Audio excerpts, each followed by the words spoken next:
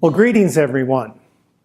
Dr. J. Hammond, as you know, has identified the earlier rule of the Lesser Brothers as a worldview of living the gospel. I believe he is correct.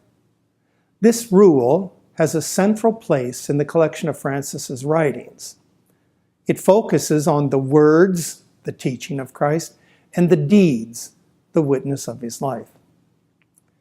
So this earlier rule is not a rule in the traditional sense of religious rules earlier in the church, such as the rule of St. Benedict or the rule of St. Augustine, both intended to regulate daily life.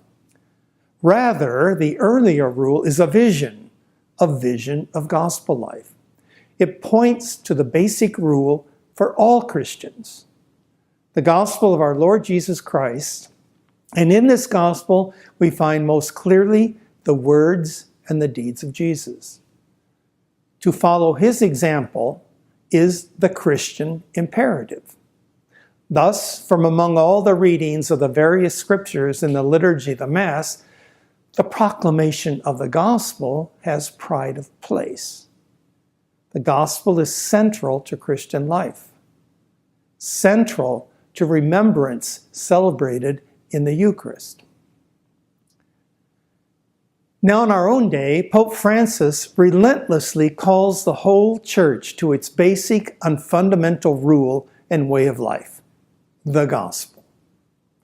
In his recent apostolic letter entitled Joy of the Gospel, published in November 2013, less than a year after his election, he writes that we must all return to the gospel, namely, and I quote, to find new paths for the church's journey for years to come.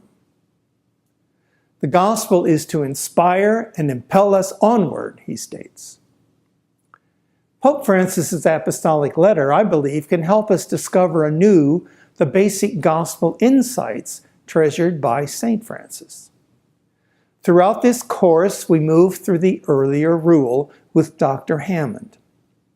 He will unfold its treasures for you.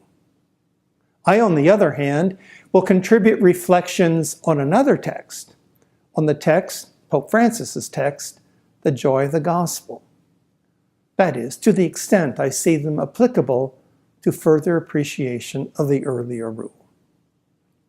It is my hope that these reflections will provide a contemporary perspective to help you apply the earlier rule as a life-giving text within the ongoing life of the Church. I also hope my reflections may be of some help to you, for you to understand more the depth of gospel teaching that permeates this new gift to the Church, the joy of the gospel. I will utilize the entire text, Joy of the Gospel, in different ways, not citing specific numbers, but giving general indications of the sections I am using.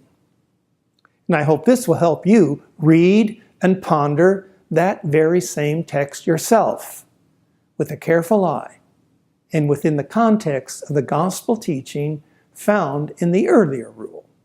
So, auf geht's. Let's get started.